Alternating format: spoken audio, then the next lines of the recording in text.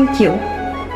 গত 5 মাসে তুমি আমার অনেক শখ পূরণ করেছো, যা আমি সবসময় ড্রিম দেখতাম। তোমার হাসিটা খুব সুন্দর।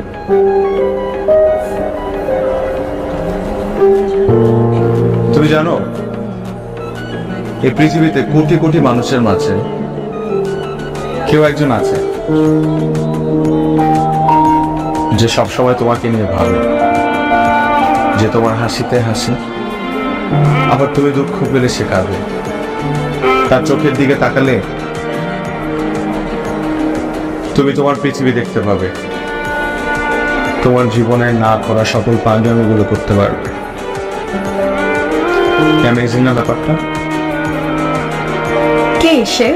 তো কিভাবে বুঝবো কে সে? যখন সে তোমার পাশে থাকবে, নিজেকে সবচাইতে হ্যাপি মানুষ মনে হবে। আবার সে যখন চলে যাবে, তখন অনেক মানুষের ভিড়ে নিজেকে একা মনে হবে। একটু আগে আসিফ আমাকে কল করেছিল, ওনা অনেক কাটাকাটি করছে, কালকে দেখা করতে চায়। তো কি করবা দেখা? আমি না বুঝতে পারছি না কি করব।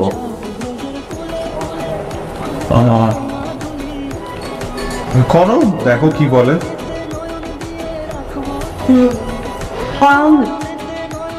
আমি না বুঝতে পারছি না আমি কি করব।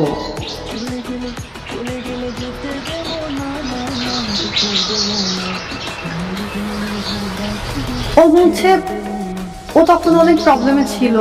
এখন চাকরি হয়েছে? তাহলে তো বলোই, হয়তো আসলে কোনো সমস্যায় ছিল। আমি না বুঝতে পারছি না কি করব। আর আমার এটাও মনে হয় যে আজকের পর থেকে আমাদের কথা বলা বন্ধ করে দেওয়া উচিত। এভাবে কেন বলছো? তুমি কেন আসছো আমার লাইফে? হ্যাঁ, আমার লাইফে তুমি, তোমার সাথে আমার দেখাই বা কেন হলো? আমি আমি বেশি কথা না বলি প্লিজ। হ্যাঁ, আর বেশি কথা বলে আমি ইমোশনাল হয়ে যাবো, আমি কান্না করে দিব, কষ্ট করতে পারবো না। আমার ভাগ্য, আমার ভাগ্যটার উপর আসলে আমারই আফসোস হয়। আমার সাথেই কেন? আজে বাজে স্বপ্ন দেখি, আমার দম বন্ধ হয়ে আছে, আমি কিছু খেতে পারি না। তুমি বুঝবা না, তুমি বুঝবা কিভাবে? তুমি শুধু নিজের প্রয়োজনটা বোঝো। একটা মানুষ দিনের পর দিন তোমার সাথে কোনো স্বার্থ ছাড়া আছে, কিন্তু তুমি এই মানুষটাকে তো একটা বারও ভাবলে না। দেখো, আজকের পর থেকে তুমি আমার কোনো ফোন দিও না, আমার সামনে এসো না, আমার সাথে কথা বলবো না প্লিজ। তোমার লাইফ নিয়ে তুমি থাকো, আমার লাইফ নিয়ে আমাকে থাকতে দাও।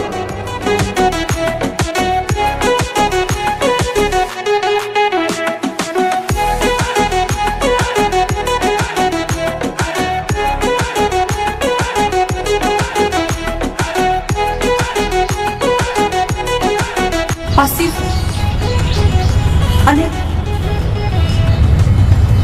আমি অন্য একজনকে ভালোবাসি। ইরা, ইটস ওভার, থেকে যাচ্ছি। ইরা, আমার হাত ধরবা না। তোমায় যদি মাঝারে রাখিব ছেড়ে দেব না, তোমায় যদি মাঝারে রাখিব ছেড়ে দেব না। ওরে ছেড়ে দিলে সোনার গৌর আর পাবো না, খেপা ছেড়ে দিলে সোনার গৌর আর পাবো না। না না, ছেড়ে দেব না, তোমায় যদি মাঝারে রাখবো ছেড়ে। তুমি এখানে? যাবো না, তোমাকেও যেতে দিব না।